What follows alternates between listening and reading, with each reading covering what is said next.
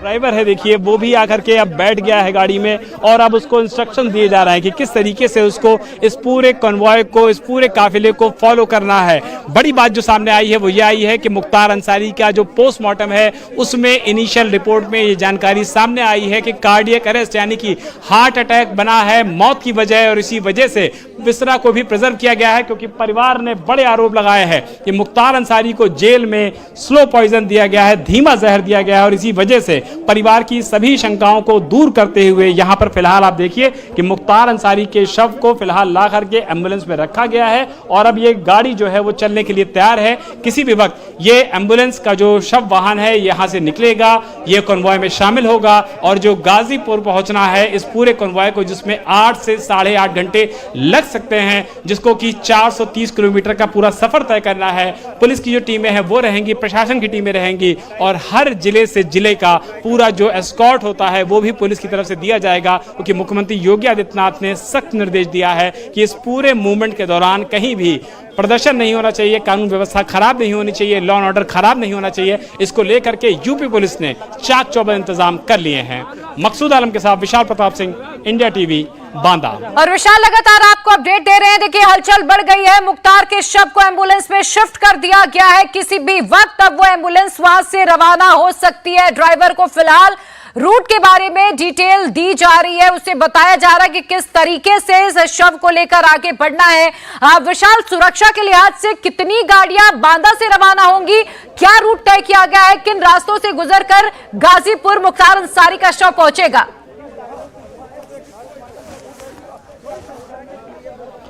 देखिए रूट को लेकर के प्रिया अभी ऑफिशियल जानकारी नहीं दी गई है, लेकिन बड़ी जानकारी ये भी यही है कि अब से लगभग 1 मिनट पहले उमर अंसारी सामने आया है। मुख्तार अंसारी का जो शव है जो कि काले कपड़े में लपेट करके लाया गया है और मुख्तार अंसारी के शव को ला करके जो एम्बुलेंस तैयार की गई थी उस तैयार हुई एम्बुलेंस में ला करके रखा गया है। जो यहाँ पे जो प्रशासन के लोग हैं, पुलिस के लोग हैं, परिवार के साथ फिलहाल इस समय बातचीत कर रहे हैं और बता रहे हैं कि किस तरीके से पूरा कॉन्वॉय उनके साथ रहेगा, गाजीपुर तक साथ रहेगा। 8 घंटे का लगभग ये सफर होने वाला है, 430 किलोमीटर का ये सफर होने वाला है और आप देखिए कि पुलिसकर्मी सुरक्षा के लिहाज से यहाँ पर पूरी तरीके से तैनात हैं और जितने भी बांदा के सीनियर इंस्पेक्टर्स हैं उन सबको यहाँ पर बुलाया गया है ताकि सुरक्षा व्यवस्था किसी भी तरीके से गड़बड़ाने किसी भी कीमत पर ना पाए। जितने भी शानदार काम करने वाले तेज तर्रार बांदा पुलिस के इंस्पेक्टर्स हैं उन सबको ये बुलाया गया और ये देखिए एम्बुलेंस को, शव वाहन को यहाँ से रवाना किया गया है और फिलहाल इस पूरी प्रोसेस की भी वीडियोग्राफी जो प्रशासन है उसकी तरफ से कराई गई है और अब देखिए जो गाड़ियों का काफिला है वो भी निकल रहा है। प्रिया, मुख्तार अंसारी के शव के साथ जिन गाड़ियों को जाना है, परिवारजनों की जिन गाड़ियों को जाना है, पुलिस के लोगों की जिन गाड़ियों को जाना है, पूरे कॉन्वॉय को जाना है, पूरे काफिले को जाना है और ये गाड़ियां देखिए अब जाना के निकलने की शुरुआत हो चुकी है क्योंकि जो पूरा ये कॉन्वॉय रखा गया था, पूरा एक काफिला रखा गया था। आपको दिखाना चाहूंगा कि किस तरीके से देखिए निकहत अंसारी, अब्बास अंसारी की पत्नी है, फोन पे फिलहाल बात करते हुए जा रही हैं। निकहत अंसारी भी लंबे समय तक चित्रकूट जेल में अब्बास अंसारी के साथ रहने की दोषी पाई गई थी और इसी वजह से निकहत अंसारी की गिरफ्तारी भी हुई थी चित्रकूट में। अब्बास अंसारी फिलहाल अभी भी जेल में है। निकहत अंसारी अब्बास की पत्नी है और ये देखिए किस तरीके से बड़ी संख्या में जो यूपी पुलिस के जवान हैं, यूपी पुलिस के फोर्स के जवान हैं, उनको फिलहाल रवाना किया जा रहा है। एक गाड़ियों में जो स्पेशलाइज्ड पुलिसकर्मी हैं उनको भेजा जा रहा है और साथ में एम्बुलेंस की गाड़ियां भी भेजी जा रही हैं, पुलिस की गाड़ियां भेजी जा रही हैं कि अगर रास्ते में किसी भी तरीके की जरूरत पड़ती है पुलिसकर्मियों को, एम्बुलेंस की, पुलिस की, तो किसी भी तरीके से वो आपात स्थिति से निपटने के लिए तैयार रहें। तो बड़ी खबर प्रिया यही है कि मुख्तार अंसारी के शव को लेकर के जिस वाहन को, जिस काफिले को, जिस कॉन्वॉय को बांदा से निकलना था गाजीपुर के लिए, वो फिलहाल रवाना हो चुका है मुख्तार के परिजनों के साथ, पुलिस की फोर्स के साथ, प्रशासन की फोर्स के साथ। अब 8 घंटे का समय लगेगा 493 किलोमीटर के इस सफर को तय करने में, जब बांदा से पूरा कॉन्वॉय गाजीपुर पहुंचेगा और मुख्तार अंसारी का जो लास्ट राइट है यानी कि जो अंतिम राइट्स हैं उसको सुपुर्द खाक की जो कार्रवाई है वो आगे की जाएगी। जी प्रिया। बिल्कुल, और विशाल लगातार आप तस्वीरें दिखाते रहिएगा किस तरह से अब देखिए शव को लेकर रवाना कर दिया गया है। हालांकि फूंक फूंक कर यूपी पुलिस पुलिस कदम रख रही है। रूट को ऑफिशियल नहीं बताया गया है, रूट अभी नहीं ओपन किया गया है कि क्या रास्ता होगा, क्योंकि जाहिर सी बात है कि मुख्तार के तमाम जो गुर्गे हैं वो इस वक्त एक्टिव हो गए होंगे। मेरे साथ एके जैन साहब लगातार जुड़े हुए हैं। सर, मैं आपसे अब समझना चाह रही हूं, जब इस तरह की कोई अपराधी की मौत होती है, वो मारा जाता है, एनकाउंटर होता है, उसके शव को एक इलाके से दूसरे इलाके तक लेकर जाना कितनी बड़ी चुनौती है, उस दौरान क्या प्रोसीजर्स फॉलो किए जाते हैं, क्योंकि तमाम जब गुर्गे एक्टिव होते होंगे तो उन्हें शांत कराना भी एक बहुत बड़ी चुनौती बन जाती होगी। गुर्गे वगैरह ऐसे में शांत रहते हैं, और जिन लोगों की अदावत होती है, दुश्मनी होती है, उसको ये भी हमें ध्यान रखना होता है कि कोई दूसरे पक्ष की तरफ से किसी प्रकार का कोई रिटेलिएटरी अटैक ना हो जाए।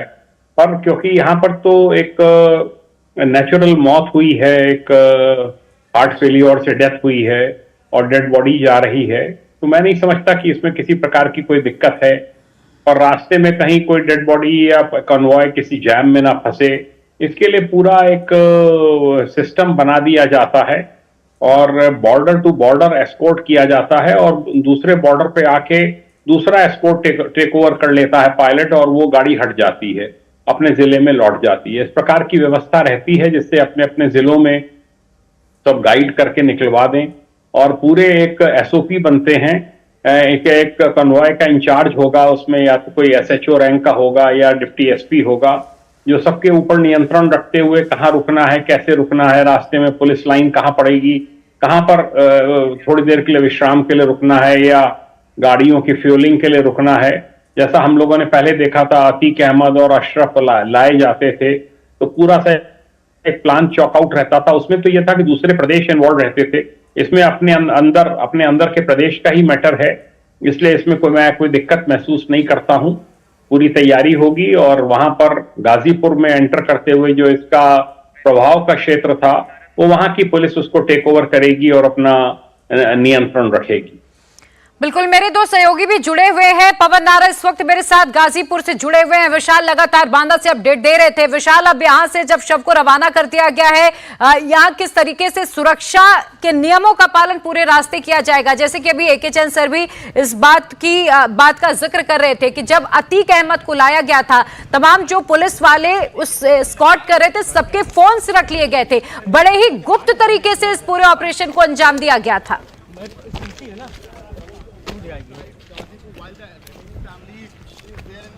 विशाल,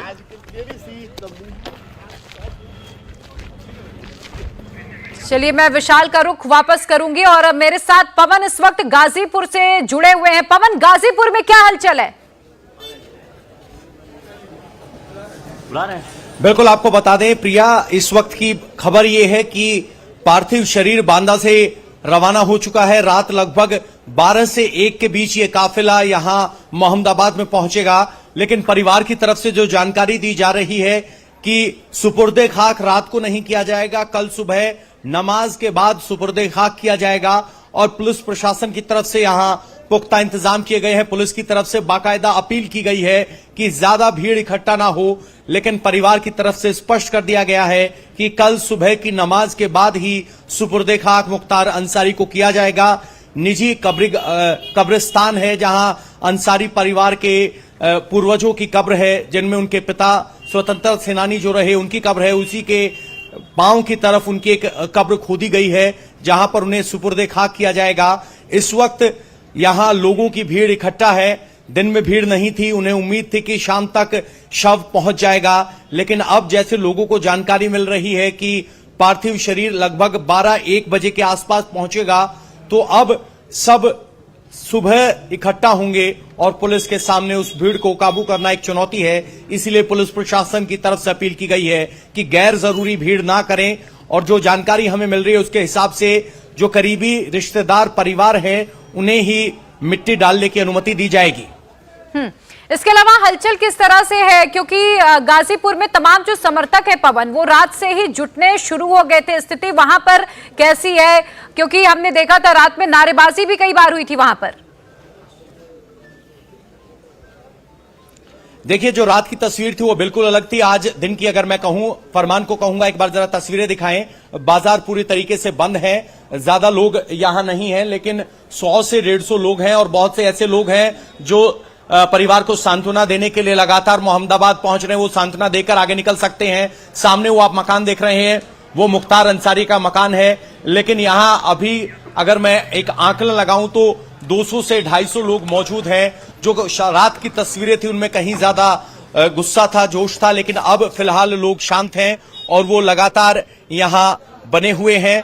अब चूंकि तस्वीर साफ होने लगी है कि नमाज जनाजा कल होगा, सुबह नमाज अदा करने के बाद होगा, तो हो सकता है कि लोग अपने घरों को लौट जाएं।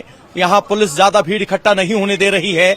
बाजार बंद है, मोहम्मदाबाद के सन्नाटा है, शांति है, लेकिन घर के बाहर जरूर 200, 250, 300 लोग मौजूद हैं।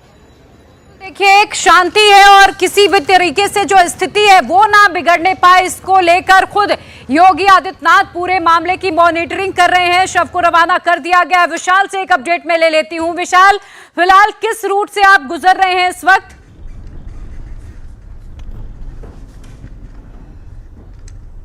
देखिए प्रिया, हमारे पास जो जानकारी है उसके मुताबिक चित्रकूट का जो एक्सप्रेसवे है, उस एक्सप्रेसवे के पूरे काफिले से गुजरेगा ये पूरा कॉन्वॉय, ये पूरा काफिला। और हमारी जानकारी के मुताबिक चित्रकूट के एक्सप्रेसवे से होने के बाद ये काफिला प्रयागराज होते हुए और उसके बाद वाराणसी का जो एक्सप्रेसवे आता है वहां से होते हुए गाजीपुर पहुंचेगा। 8 घंटे का सफर जरूर लगना चाहिए और लगभग 430 किलोमीटर का यह पूरा सफर है, जिसमें 8 घंटे जरूर लगेंगे। लेकिन जो परिवार के सदस्य हैं, जो चीजें वो चाह रहे थे, वो सारी फॉर्मेलिटीज को जिला प्रशासन ने, मेडिकल प्रशासन ने, पुलिस प्रशासन ने पूरा किया है, विसरा को प्रिजर्व किया है। और जो बातें कही जा रही थी अंसारी परिवार की तरफ से, उन सारी चीजों को पूरा करने की भरसक कोशिश की गई है, ताकि परिवार के जो भी सवाल हैं उनका जवाब न सिर्फ मुंह से दिया जा सके, बल्कि साइंटिफिक जो एविडेंस होता है, इन्वेस्टिगेशन होता है, जांच होती है, उसके जरिए भी दिया जा सके। तो ये कहा जा सकता है कि जो पूरा पोस्टमार्टम की इतनी लंबी प्रक्रिया हुई है, उसके पीछे वजह यही है कि पूरे प्रोसेस की वीडियोग्राफी की है। यहां तक कि जब मुख्तार अंसारी का शव बाहर निकल रहा था तो जिला प्रशासन का जो कैमरा होता है, वो जिला प्रशासन का कैमरा भी उसकी प्रॉपर फुटेज बना रहा था, वीडियो रिकॉर्डिंग कर रहा था, ताकि भविष्य में कभी भी कोई भी वाद विवाद होता है तो कम से कम इन एविडेंसेस के बेस पे जिला प्रशासन, पुलिस प्रशासन और मेडिकल प्रशासन अपनी बातों को किसी के भी सामने रख सकता है। तो फिलहाल जो एक्सप्रेसवे है उस पे जो काफिला है वो आगे बढ़ चुका है। हम लोग भी कोशिश कर रहे हैं कि जल्द से जल्द काफिले तक पहुंचे और अपने दर्शकों को और भी बेहतर काफिले की तस्वीरें दिखाएं। प्रिया, बिल्कुल, लगातार देखिए काफिले की हम तस्वीरें भी दिखा रहे हैं। तमाम जो गाड़ियां इस वक्त गुजर रही हैं हाईवे से, उन्हें साइड में रोक दिया जा रहा है, क्योंकि सुरक्षा कर्मियों की जो गाड़ियां हैं वो एम्बुलेंस से किसी भी तरीके से दूर ना हो, इसको लेकर खासा ख्याल विशाल इस वक्त रखा जा रहा है। और हमने देखा था जब अतीक अहमद को लेकर प्रयागराज आ रहे थे पुलिस वाले, किस तरीके से पूरे रास्ते गुप्त रखे गए थे, स्कॉट किया जा रहा था। और उसी तर्ज पर हम यहां पर भी देख पा रहे हैं कि मुख्तार अंसारी के शव को लेकर भी पुलिस वाले उसी तर्ज पर रवाना हो रहे हैं। रास्तों को गुप्त रखा गया है। जो मोबाइल फोन से सिक्योरिटी जो इस वक्त उनके साथ चल रही है, उनके ले लिए गए हैं। 1-2 लोगों के पास इस वक्त फोन है और जो इस पूरे मामले की मॉनिटरिंग कर रहे हैं। किसी भी तरीके की चूक नहीं होने देना चाहती है सरकार, क्योंकि देखिए कई सवाल सरकार को लेकर भी खड़े हुए हैं। हालांकि सीएम योगी आदित्यनाथ ने इस पूरे मामले की न्यायिक जांच के आदेश भले ही दे दिए हैं, लेकिन राजनीति किस तरह से इस पर हो रही है वो भी देखना होगा। अलग अलग पार्टियों की यही कोशिश है कि वोटों का पोलराइजेशन किया जा सके और इसे एक राजनीतिक एंगल देने की भी भरपूर कोशिश होती है। जाहिर सी बात है, मुख्तार अंसारी का पूर्वांचल में जो प्रभाव था उसे नजरअंदाज नहीं किया जा सकता है और उसका असर हाल ही में, अब चूंकि महीने भर का वक्त भी नहीं बचा है, ऐसे में लोकसभा के चुनाव में भी इसका असर जरूर पड़ेगा। और यही वजह है कि तमाम पार्टियों की बयानबाजियां आनी शुरू हो गई हैं। अपने अपने तरीके से इस पूरे मुद्दे को भुनाने की कोशिश की जा रही है। विशाल, अगर मैं राजनीतिक एंगल से बात करूं, समाजवादी पार्टी इसे एक बहुत बड़ा मुद्दा बनाने की कोशिश करेगी लोकसभा के चुनावों में, क्योंकि मुख्तार अंसारी के भाई अफजाल अंसारी को एसपी ने खुद गाजीपुर से टिकट दिया है।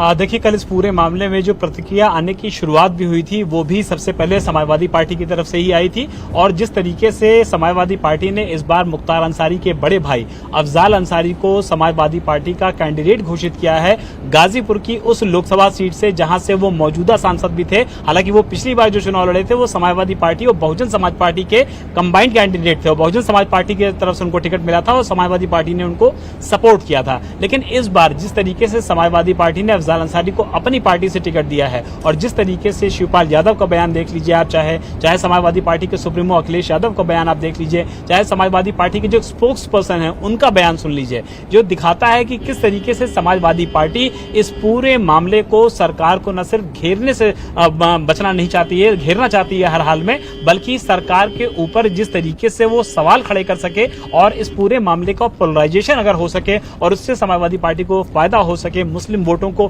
कंसोलिडेट किया सके। क्योंकि ये बताया जाता है और ये फैक्ट्स भी हैं कि गाजीपुर की बात कर लिया जाए, मऊ की बात कर लिया जाए, घोसी की बात कर लिया जाए, आजमगढ़ की बात कर लिया जाए, ये कुल 4-5 ऐसी सीटें हैं लोकसभा की जहां पर जो मुस्लिम डोमिनेंस है, ये पूर्वांचल की मैं बात कर रहा हूं प्रिया, तो ये वो सीटें हैं पूर्वांचल में जिसमें मुख्तार अंसारी का जो परिवार है वो प्रभाव रखता है। उसके पीछे सबसे बड़ा कारण यह है कि मुख्तार अंसारी 1-2 बार नहीं 5 बार का विधायक है, अफजाल अंसारी सांसद हैं, इसके अलावा मन्नू अंसारी सगे भतीजे हैं, मौजूदा विधायक हैं, अब्बास अंसारी मुख्तार अंसारी का बेटा है वो भी विधायक है। तो ऐसे में जो पृष्ठभूमि है परिवार की वो पूरी तरीके से राजनीतिक है और किसी भी पार्टी को लगता है कि अगर अंसारी परिवार के इस मामले को वो भुनाने में कामयाब हो जाते हैं तो मुस्लिम वोटों को कंसोलिडेट किया जा सकता है, उसको बिखराव होने से बचाया जा सकता है, उसको भारतीय जनता पार्टी के खिलाफ लड़ने के लिए इस्तेमाल किया जा सकता है और इससे हम भारतीय जनता पार्टी को कहीं ना कहीं सीट हराने में कामयाब भी हो सकते हैं। यही वजह है कि मुस्लिम वोटों का बिखराव ना हो और मुस्लिम वोट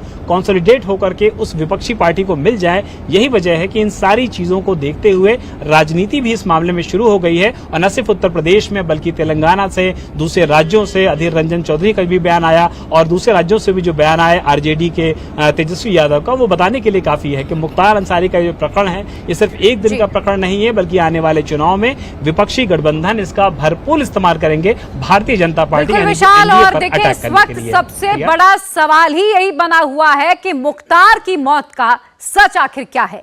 क्या मुख्तार की मौत जहर से हुई है या फिर कार्डियक अरेस्ट के चलते ही मौत हुई है? ये असली वजह यही है।